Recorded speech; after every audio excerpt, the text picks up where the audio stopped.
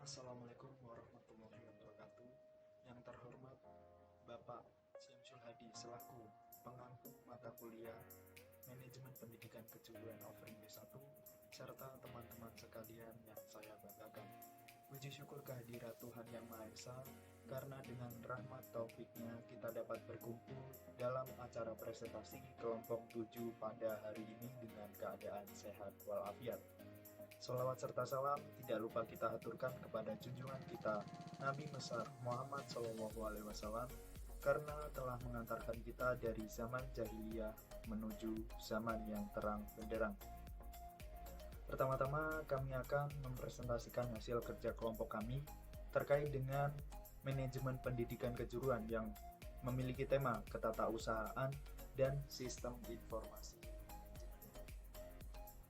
Serta di sini juga kami memiliki 3 anggota, di mana yang pertama ada saya sendiri, Esa Arjuna Priyananda dengan nomor induk mahasiswa 2005 1363 2406. Dan saya memiliki moto hidup yaitu jangan biarkan prosesmu sia-sia seiring orang tua yang semakin menua. Yang kedua, kami juga memiliki anggota kelompok dengan atas nama Mas Aldi Saputro, dan yang ketiga yaitu Mas Bagus Nurrohmat. Baik, tanpa berpikir dan berkata-kata panjang lagi, kita langsung saja pada masuk materi yang pertama, di mana terkait dengan latar belakang dari ketatausahaan.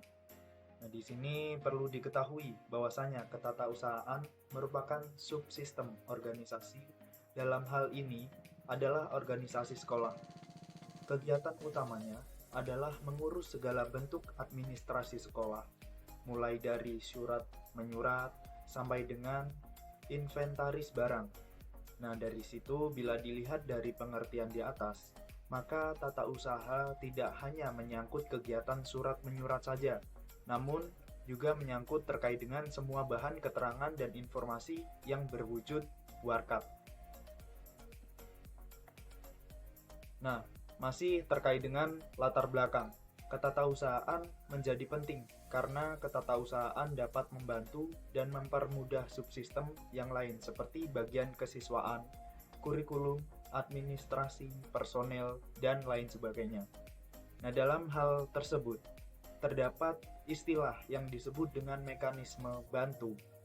Nah, dari sini mekanisme bantu itu yang artinya kegiatan ketatausahaan sekolah dapat dipergunakan untuk membantu pimpinan atau yang biasa kita sebut seperti sekolah dasar hingga sekolah menengah atas yaitu kepala sekolah.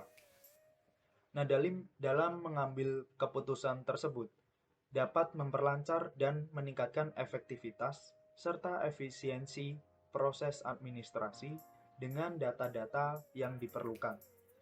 Nah, bila mana administrasi ketatausahaan tersebut berjalan dengan baik, maka kegiatan yang menyangkut terkait dengan pembelajaran serta tujuan pembelajaran dapat berjalan dengan baik pula. Nah, maka dari itu diperlukan staf tata usaha yang profesional dan berkompeten sesuai dengan bidangnya masing-masing. Setelah kita mengetahui latar belakangnya, maka kita perlu ketahui bahwasannya pengertian dari tata laksana.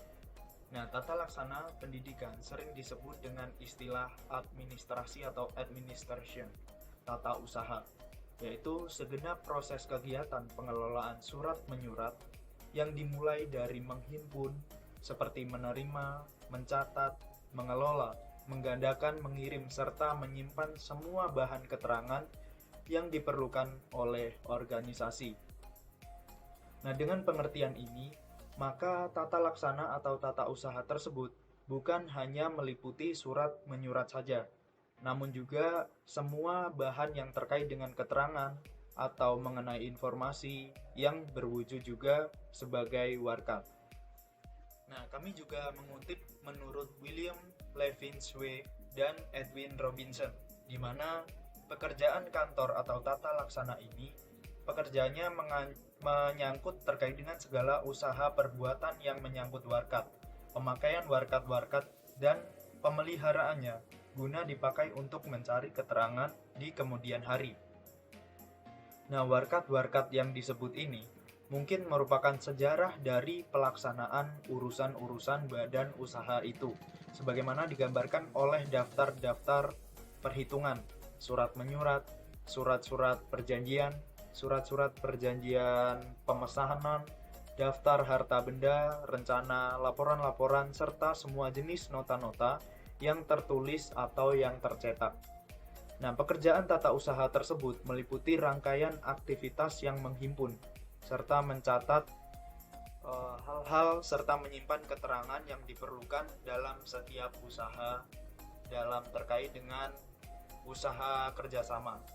Nah, yang selanjutnya yakni jenis-jenis kegiatan serta tugas ketatausahaan.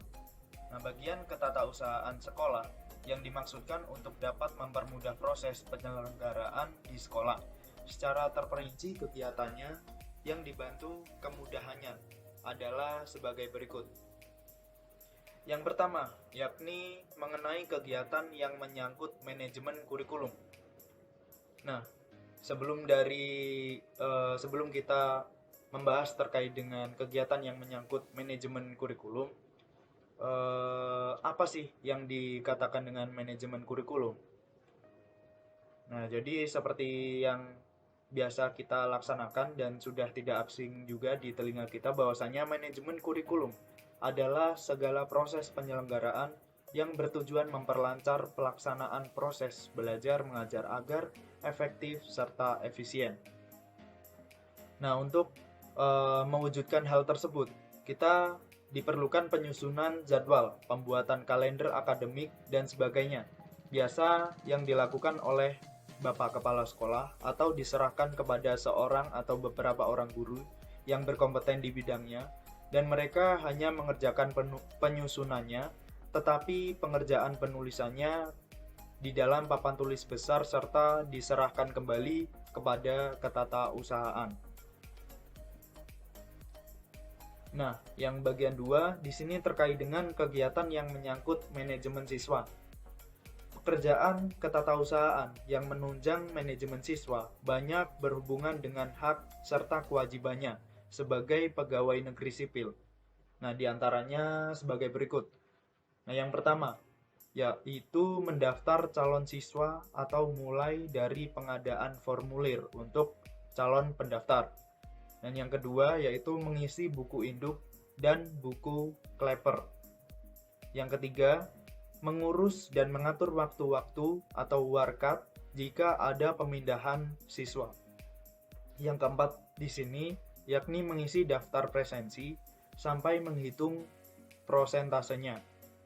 Yang kelima yaitu mengatur ruang kelas, ruang laboratorium yang digunakan untuk praktikum untuk mempermudahkan belajar mengajar dari siswa serta guru dengan ruang kegiatan yang lain.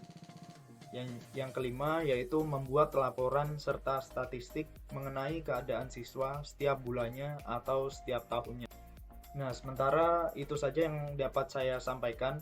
Untuk yang selanjutnya terkait dengan kegiatan yang menyangkut manajemen personil akan disampaikan oleh rekan saya, yaitu atas nama Mas Aldi Saputro. Nah, kepada Mas Aldi, waktu dan tempat saya persilahkan.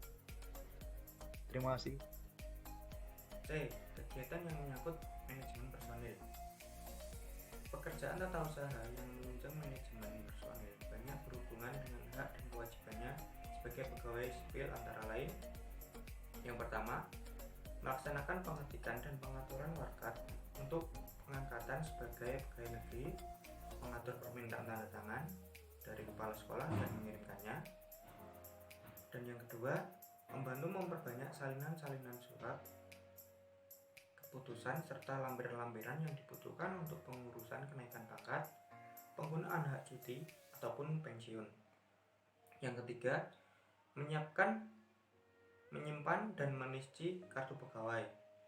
Yang keempat, menyiapkan belangko-belangko presensi pegawai. Yang kelima, membantu kepala sekolah dalam membuat laporan seperti laporan statistik dan pegawai edukatif maupun administratif. Dan yang terakhir, mengerjakan tugas-tugas lain baik bersifat rutin maupun insidental. D. Kegiatan yang mengenai penataan inventaris sekolah. Yang pertama, pekerjaan inventaris sebenarnya menyangkut bagian manajemen sarana, yaitu mencatat keluar masuknya barang, pemeliharaan dan penyimpanannya. Pekerjaan ketatausahaan yang menyangkut penataan inventaris meliputi yang pertama, pencatatan masuknya barang-barang, memberi label dan nomor inventaris, dan juga mengklasifikasikannya sesuai dengan barang tersebut.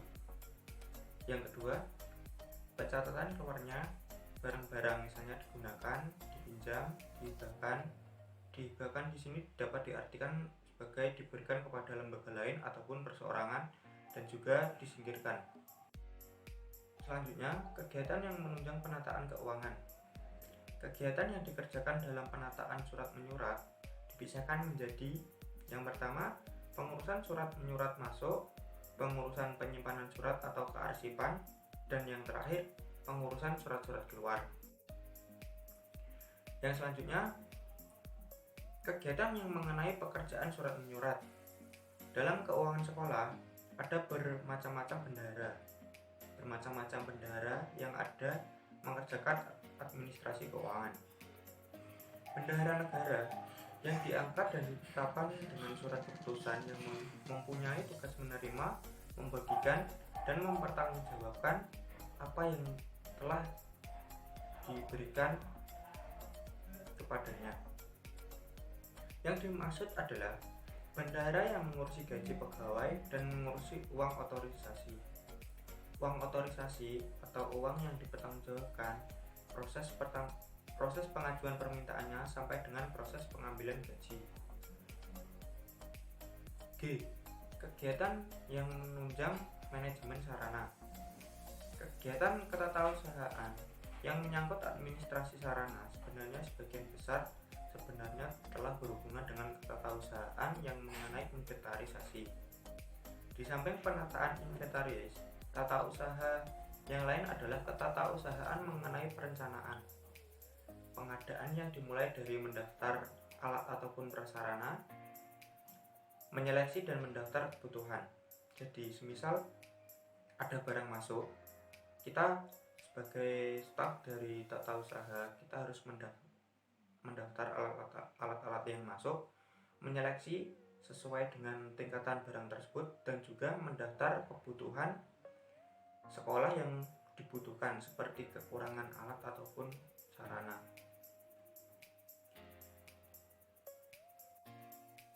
Yang selanjutnya, tugas-tugas dari tata usaha.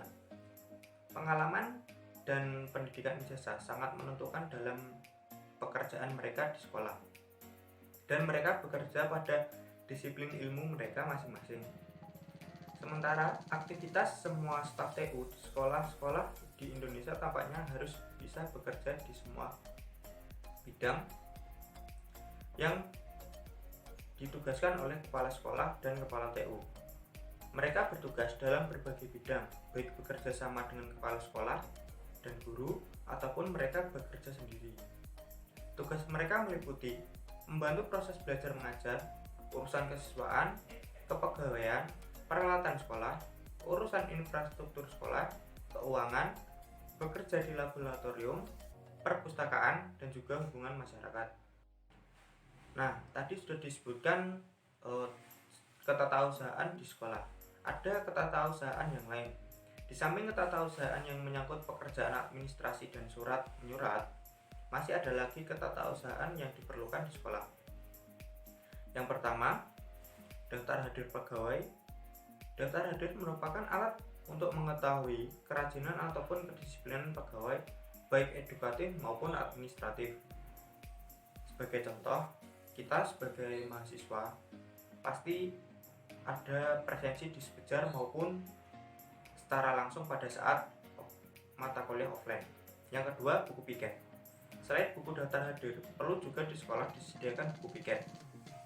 Buku ini diisi oleh guru-guru piket agar kejadian demi kejadian yang muncul tiap hari di sekolah dapat diketahui oleh semua guru yang bekerja di sekolah ataupun terutama oleh kepala sekolah.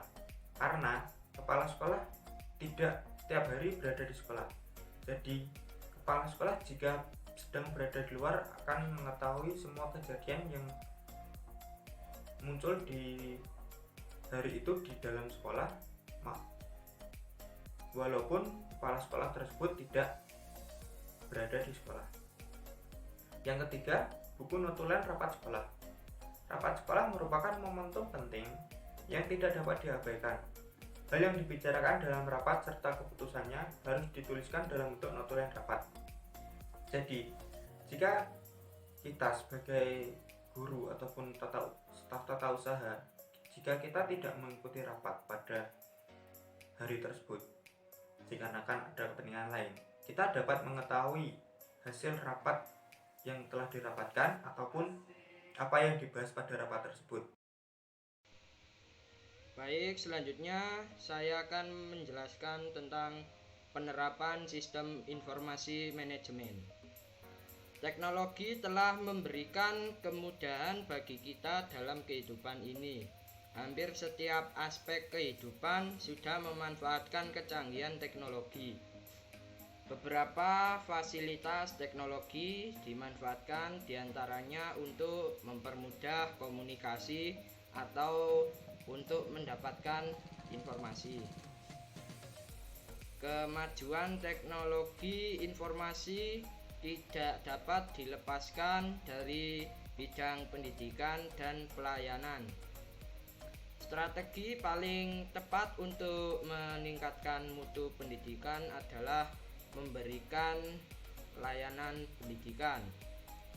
Sekolah yang melakukan pelayanan terhadap siswa sangat membutuhkan yang namanya teknologi informasi sebagai pendukung peningkat kualitas pelayanan, yaitu aplikasi pengolahan informasi dalam berbagai bidang sering disebut dengan istilah MIS atau Manajemen Informasi Sistem atau SIM, Sistem Informasi Manajemen.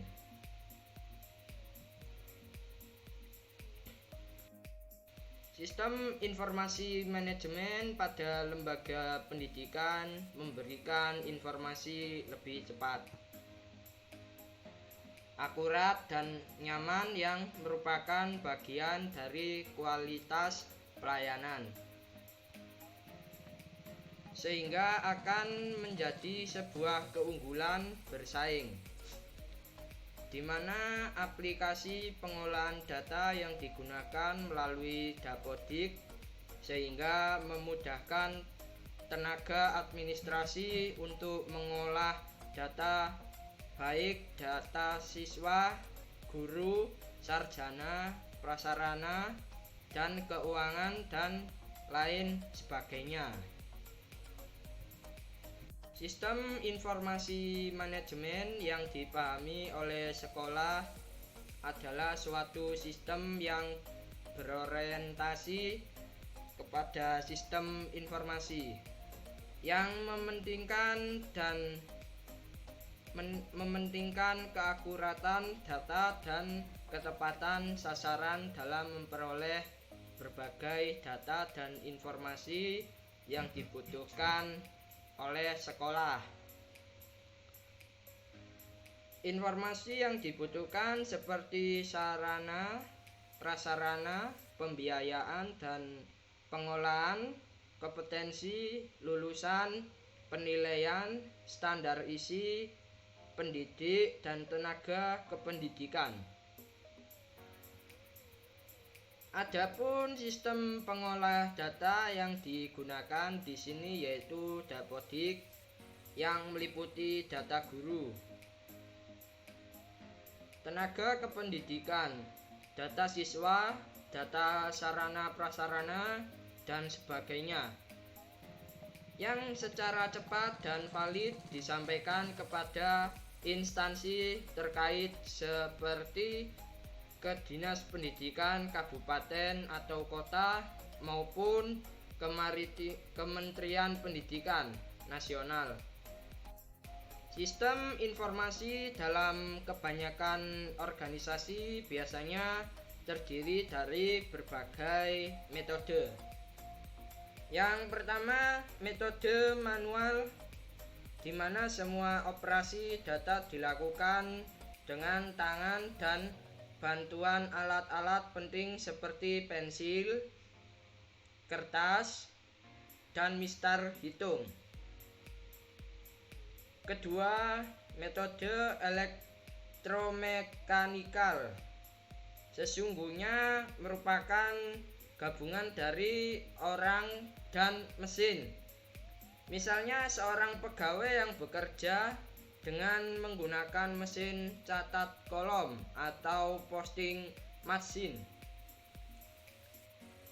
Yang ketiga, metode punchhead card equipment, yaitu mengandung penggangguan semua alat yang dipergunakan dalam apa yang kadang-kadang disebut sebagai suatu sistem workout unit atau unit record system. Yang terakhir, metode elektronik komputer, yang berarti suatu susunan dari alat-alat masukan, suatu unit pengolahan pusat atau Central Processing Unit, dan alat-alat keluaran lainnya. Prinsip-prinsip penting di antaranya adalah: 1. Mempunyai tujuan. 2. Berdasarkan kepada perencanaan yang matang. 3. Berorientasi pada kepentingan manajemen. Yang keempat, menganut sistem terbuka. Kelima, mengutamakan kualitas informasi. Yang keenam, kelengkapan, keringkasan, dan kesesuaian. 7. Menganut prinsip sentralisasi dan desentralisasi. Selanjutnya adalah manfaat teknologi informasi dalam pendidikan. Yang A, Knowledge Management Tool dengan TI, penyimpanan pengetahuan manusia ke dalam bentuk lain yang lebih kompak, efisien, dan mudah dimanfaatkan. Yang B, Learning Tool.